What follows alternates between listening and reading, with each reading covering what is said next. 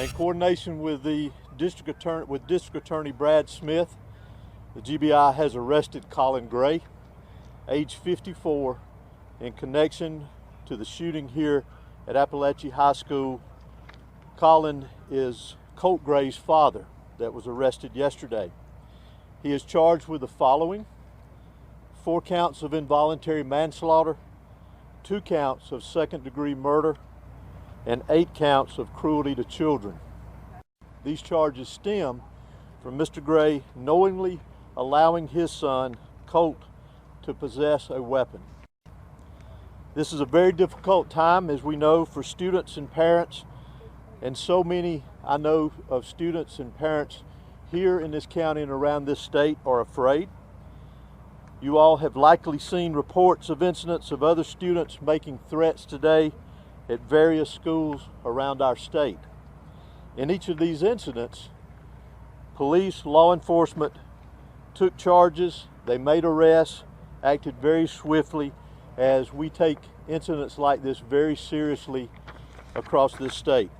Additionally, Colt Gray, that was arrested yesterday for this incident, has now been charged with 4 counts of felony murder.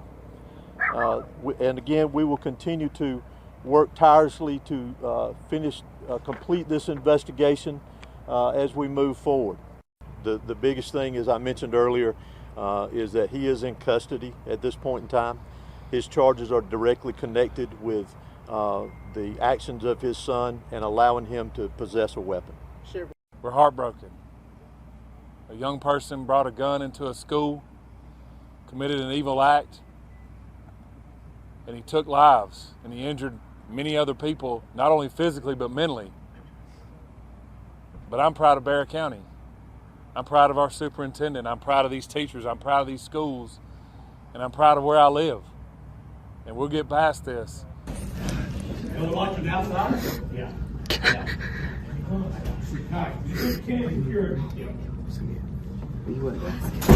That's why I told you not to open the goddamn door. Well, if it was the shooter, I ain't fucking down first. I promise you that. So in case you're wondering, it's not a drill. But you're fine. If they're here, you're fine.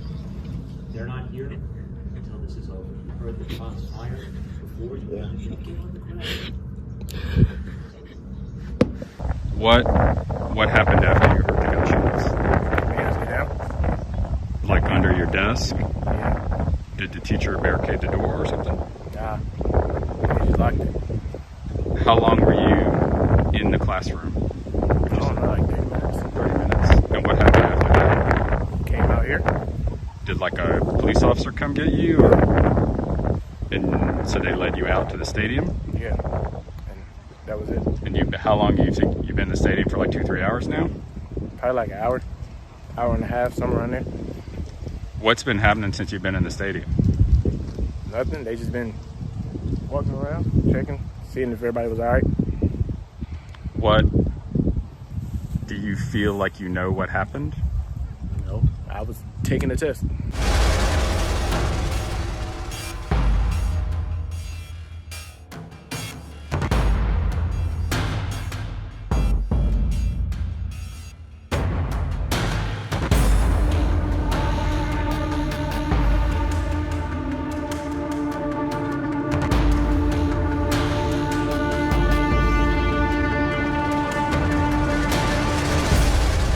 More details have emerged on the 14-year-old suspect in a deadly shooting at a Georgia high school on Wednesday, who killed 4 people and wounded 9 others at Apalachee High School in the city of Winder, northeast of Atlanta.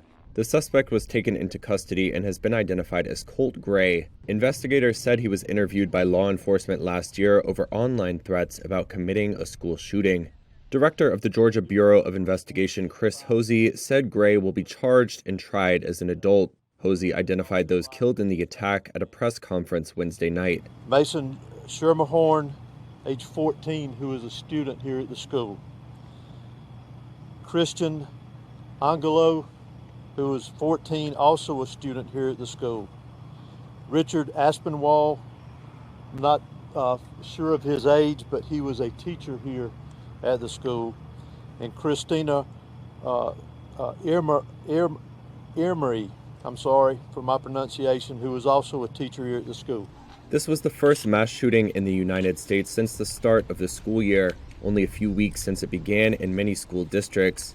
It has rattled the community of 18,000, which gathered earlier on Wednesday for a prayer vigil.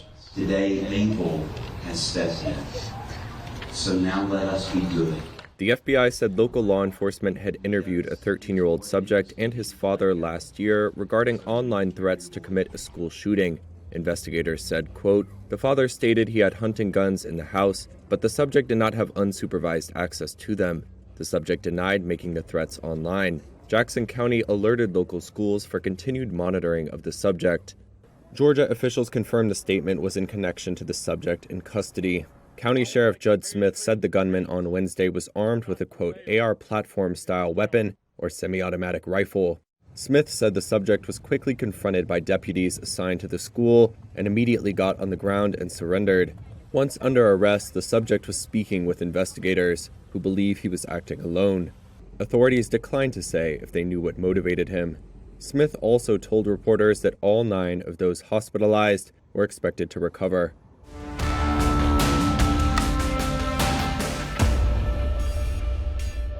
But as a nation, we cannot continue to accept the carnage of gun violence. I'm a gun owner. I believe strongly in the amendment, but we need more than thoughts and prayers. Some of my Republican friends in Congress just finally have to say enough is enough. We have to do something.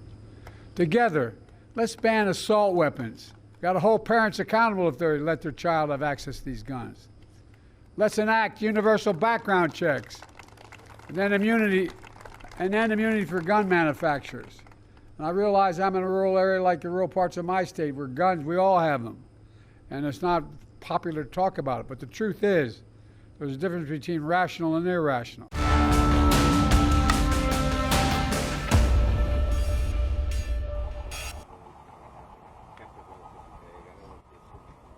Coach was an amazing guy.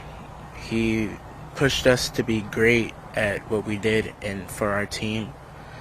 So it was really hard to lose someone that pushed himself to really make us better and to make sure that we're better at what we do.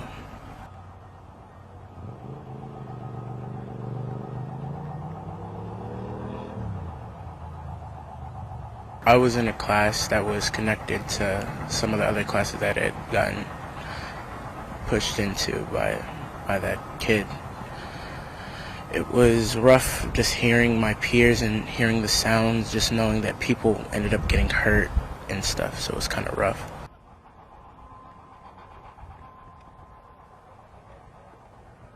I had one of my friends had been hit, and I'm not sure if any of my other friends could have been hit because not too many of that has really been revealed.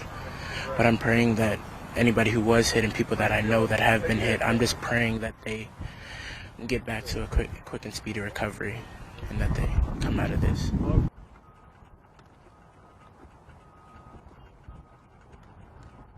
Praying that nothing like this were to ever end up happening again. But I just feel like the community, as long as we try to keep each other up and work for each other to make sure that we're all okay, worry for the families who had been affected, and just be there for each other.